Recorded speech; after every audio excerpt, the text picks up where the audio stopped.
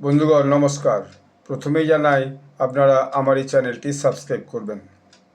একটা film release হয়েছে, থিয়েটারে চলছে ধুরন্ধর। এটা নিয়ে প্রথমে ইউটিউব চ্যানেলে ছোট ছোট শর্টস অনেক বেরিয়েছিল এবং বেশ কিছু খবর বেরিয়েছিল। ফিল্মটা স্ক্রিপ্ট, লেখক এবং পরিচালক শ্রী আদিত্য ধর। এটা ফিল্মটা নিয়ে আমি বেশ কয়েকটা রিপোর্ট পড়ে গত সম্ভবত 10 তারিখে একটা ছোট্ট শর্টস ভিডিও করেছিলাম। যে এরকম একটা ভিডিও বেরিয়েছে যেখানে কি পাকিস্তানের করাচি শহরের লেহেরি শহর, সেখানে একটা কীভাবে যারা ক্রিমিনাল গ্যাং তাদের মধ্যে যুদ্ধ হয় সে সম্পর্কে একটা তথ্য বেরিয়েছে। আমি এইটুকু খালি সেখান থেকে রিড করেছিলাম, করে ছোট্ট করে একটা 1.5-2 মিনিটের ভিডিও একটা করে আপলোড করেছিলাম। কিন্তু তারপর থেকে কন্টিনিউয়াস দেখছি এই ইউটিউব মিডিয়া বলুন, অর্থাৎ যারা ইউটিউবে প্রচুর ভিডিও হচ্ছে, একবারে জঙ্গলের মতো ভিডিও হচ্ছে, তো সেই ভিডিওতে তো আজকে এই 3-4 দিন যাবৎ এই ধুরন্ধর নিয়েই ব্যাপক প্রচার চলছে। আমি এর পিছনে কী কারণ আছে সেটা আমি বুঝতে পারিনি ঠিকমতো।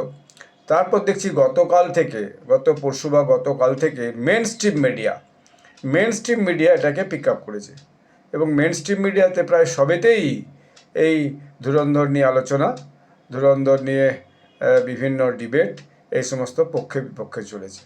তো আজ পর্যন্ত দেখলাম, আপনি ইউটিউব যদি খোলেন তাহলে ইউটিউবে এই ধুরন্ধরই একটা যেন মস্ত বড় মিডিয়া স্পেস দখল করে আছে ইউটিউবে। এর বাইরেও মেন স্ট্রিম মিডিয়াতে অর্থাৎ টেলিভিশন মিডিয়াতেও এই ধুরন্ধর যে সিনেমাটা অর্থাৎ ফিল্মটা, সেটা ভীষণ একটা বড় জায়গা করে নিয়েছে। এবং গতকাল পর্যন্ত নাকি শোনা যাচ্ছে প্রায় 180 কোটি টাকার বেশি সে রোজগার করেছে। ফিল্মটাও 10 তারিখেই, না 4 তারিখে, সরি বোধহয় 4 তারিখে 5 তারিখে রিলিজ হয়েছে। তো যাই হোক, ক্রেজ আছে ফিল্মটার, সমস্ত হলঘরেই নাকি ব্যাপকভাবে ফিল্মটা খুব চলছে, মানে ভয়ানক ভিড় হচ্ছে, রাত্রি পর্যন্ত ভিড় হচ্ছে এবং সেখানে যে জনগণ অর্থাৎ যারা দর্শক তারা সেখানে এই ফিল্মটাকে কিন্তু দেখতে যাচ্ছে। এই দেশের বাইরেও বিদেশেও ফিল্মটা রিলিজ হয়েছে, বিশেষত ইউরোপিয়ান কান্ট্রি এবং আমেরিকাতে রিলিজ হয়েছে। আমি একটা দুটো ভিডিওতে কমেন্টস দেখছিলাম, সেখানে বলছে আমি লস অ্যাঞ্জেলস থেকে দেখছি, এখানে রাত্রি 10টার সময় ভয়ানক ঠান্ডা, তো হল ঘর ভর্তি। কেউ লিখেছে আমি সান ফ্রান্সিসকো থেকে দেখছি। অর্থাৎ এরা সবাই ভারতীয়, তারা সেখানে বসে এই যে ধুরন্ধর ফিল্মটা তারা সেখানে দেখছে। এবং দেখা গেল কি শেষমেশ যে ওপেক কান্ট্রিগুলো, তার মধ্যে সৌদি আরব, কাতার, কুয়েত, বাহারিন, ইউএই, এরকম 5-6টা দেশ নাকি তারা এই ফিল্মটাকে ব্যান করছে, অর্থাৎ সেখানে দেখতে দিবে না। তার কারণটা হচ্ছে নাকি পাকিস্তান বিরোধী ফিল্ম, যেটা আজকের যে নিউজটা শুনলাম সেটা পাকিস্তান বিরোধী ফিল্ম। তো এটা সেই জন্য তারা ব্যান করছে, সেখানে তারা এগুলো দেখতে দেবে না। তো আমার বক্তব্য হচ্ছে যে একটা ফিল্মকে নিয়ে এত হঠাৎ যে আলোচনা, সেটা কেন শুরু হলো, এবং এরা এই আলোচনা এত করেই তো ফিল্মটার গুরুত্ব আরও অনেক বেশি বাড়িয়ে দিল।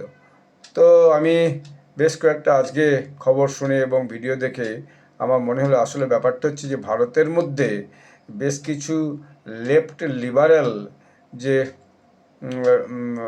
সাপোর্টার আছে, যারা ফিল্ম ক্রিটিক আছে এবং যারা মূলত এই জাতীয় ফিল্ম পছন্দ করে না, তারা এটাকে বেশি করে উছালা দিয়েছে, অর্থাৎ বাজারে ছেড়ে দিয়েছে যে এটা পাকিস্তানের বদনাম করা হয়েছে, এটা একটা পুরুষতান্ত্রিক ব্যবস্থাকে জোর করে দেখিয়েছে, এটা একটা মিসোজিনিস্ট, এই ওই সেই করে এরা এটাকে প্রচার করেছে। ফলে আজকালকে যে হয়েছে কি একটা ন্যাশনালিস্টদের একটা ব্যাপক সংখ্যা বেড়ে গেছে, বিশেষত ইউটিউব চ্যানেল এবং মেন স্ট্রিম মিডিয়াতেও এটা বেড়েছে।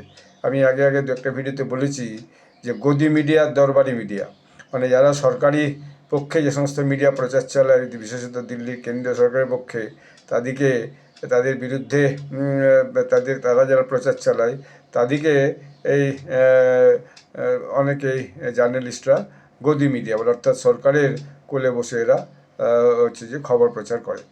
আর আবার যারা এই ন্যাশনালিস্ট, যারা আপনার জার্নালিস্ট আছে মূলত, তারা আবার যারা ওই সরকারের বিরোধিতা করে তাদেরকে দরবারি মিডিয়া বলে, অর্থাৎ তারা নাকি ওই দিল্লিতে যে অফিস আছে সব, তাদের সেখানে নাকি যে দরবার করে তারা বিভিন্ন সুযোগ সুবিধা লাভের চেষ্টা করে। তো এখন এই ন্যাশনালিস্ট মিডিয়া বলুন আর দরবারি মিডিয়া বলুন, তার মধ্যে ইউটিউব, তার মধ্যে ফিল্ম ক্রিটিক, এদের মধ্যে একটা ভয়ানক মানে সোশ্যাল মিডিয়া তর্কাতর্কি, এবং সোশ্যাল মিডিয়াতেই ধুরন্ধর ফিল্মটাকে নিয়ে ভীষণভাবে একটা মজাদার সব কিন্তু চর্চা চলছে।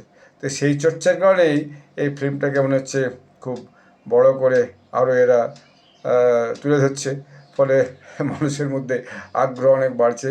সব লোক নাকি এই ফিল্মটা দেখতে গিয়ে হাজির হচ্ছে। আমি অবশ্যই ফিল্মটা দেখিনি, আমার দেখার খুব একটা আগ্রহ নেই বা শোনার আগ্রহ নেই। আমি দীর্ঘদিন যাবৎ এই থিয়েটারে যে ফিল্ম দেখা, এটা আমার অভ্যাসের বাইরে। কিন্তু একটা ফিল্মকে নিয়ে অহেতুক এত বিতর্ক করা এবং এত যে পক্ষে বিপক্ষে সমালোচনা করার আমি তো বিশেষ কোনো প্রয়োজন বোধ করি না। তার মধ্যে আবার কেউ কেউ বিদেশে বসে থেকে ফিল্ম ক্রিটিক আছে, তারাও এর সমালোচনা করছে, কেউ কেউ বিদেশে করছে, কেউ আবার সমালোচনা করে পরে যখন বিপক্ষ সমালোচনা শুনছে তখন আবার ভিডিওকে ডিলিট করে দিচ্ছে। এই সমস্ত চলছে। এবং আবার কি একটা আছে, ফিল্ম ক্রিটিক গিল্ড না অ্যাসোসিয়েশন কিছু একটা আছে, তারা অবশ্য একটা বিশেষ লিখিত স্টেটমেন্ট দিয়েছে। তো এইসব নিয়ে একটা মজাদার চর্চা এখন মিডিয়াতে এবং ইউটিউব যে জার্নালিস্টদের মধ্যে, মিডিয়ার মধ্যে কিন্তু খুব মজাদার আলোচনা চলছে। তো যাই হোক, আমি তো একটা কথাই বুঝি, যার ভালো লাগে না বা শুনেছে সে দেখবে না, যার ভালো লাগে সে দেখবে, যার পয়সা আছে সে দেখবে, যার পয়সা নেই সে দেখবে না। 200, 250, 300 টাকার কমে তো কোনো টিকিট নেই। অতএব ফিল্ম দেখার যাদের শখ, আমি তো কত বছর যে ফিল্ম দেখিনি আমার মনেও নেই, বোধহয় 15-20 বছরের বেশি ফিল্ম দেখিনি কোনো। ছোটোবেলায় যুবক বয়সে কলেজ গেটে অনেক ফিল্ম দেখতে যেতাম, এমনকি সিনিয়র অবস্থায় স্কুলেও যখন 11-12 পড়তো তখনও লুকিয়ে লুকিয়ে দু একটা ফিল্ম দেখতে যেতাম। আমি তো ইদানিংকালে কোনো ফিল্ম সেই অর্থে দেখিইনি। লাস্ট একটা ব্যাঙ্গালোরে কি একটা যেন ফিল্ম দেখেছিলাম, তখন ব্যাঙ্গালোর অফিসের কাছে গেছিলাম, সেই পর্যন্ত। তারপরে আমি আজ পর্যন্ত, আমার বাড়ির পাশেই একটা থিয়েটার আছে, ওরকম ফিল্ম রেগুলার চলছেই, কিন্তু আমি কোনোদিনই দেখতে যাইনি। তো বিষয়টা হচ্ছে যে একটা ফিল্মকে নিয়ে এই ভারতের মধ্যেই একটা এরকম বিতর্কের কোনো প্রয়োজন ছিল না। পাকিস্তানেও দেখা যাচ্ছে এটাকে নিয়ে ব্যাপক আলোচনা চলছে। পাকিস্তানে একটা সেকশন তো দেখলাম তারা ফিল্মটাকে নিয়ে খুবই সমালোচনা করেছে, আবার একটা সেকশন খুব সাপোর্ট করেছে যে এই যে তো ফিল্ম পাকিস্তানে কেন হচ্ছে না। পাকিস্তানের লেডি বাজারের গুন্ডাগর্দি এবং ঘটনা নিয়ে যদি ভারতে ফিল্ম তৈরি করতে হয়, এবং সেই ফিল্ম যদি 4-5 দিনে আজকে পর্যন্ত শোনা যাচ্ছে সে 200 কোটি টাকা পার করে যাবে, তারপরে হয়তো তার খরচ হলে গিয়েছে 200 কোটি টাকার বেশি ফিল্মটা তৈরি করতে। কোথায় থাইল্যান্ড না কোথায় ফিল্মটার নাকি শুটিং ফুটিং হয়েছে কেউ একটা বলছিল, সত্যি মিথ্যা আমি হয়তো খোঁজও নিইনি। তো যাই হোক, তো অনেকে যেটা অনুমান করছে যে ফিল্মটা দেখা যাবে 1 মাসের মধ্যে, বিশেষ করে আবার ডিসেম্বরে ছুটি আসছে, এই সময় দেখা যাবে সব মিলিয়ে 400-500 কোটি টাকা রোজগার করবে। এরকম যদি রোজগার করে তাহলে তো দর্শকদের আগ্রহ আছে ফিল্মটা দেখার। তো আসলে টাকা দিয়ে তো সাফল্য মাপে আজকের দিনে, যে একটা ফিল্ম কত টাকা রোজগার করলো, কত টাকা খরচা করে ফিল্মটা তৈরি করেছিল আর কত টাকা রোজগার করলো। আর যারা সিবিএফসি আছে, অর্থাৎ যারা এই ফিল্ম দেখানো হবে কি না হবে তারা পাস করে, তারা নিশ্চয়ই তারা দেখেছে। অনেকে তো বলছে নাকি সরকার, কেন্দ্রীয় সরকারের যে দল বিজেপি, তাদের নাকি যোগসাজে সেটা করা হয়েছে। তো এসব কথা আমি অবশ্য খুব একটা মানি না।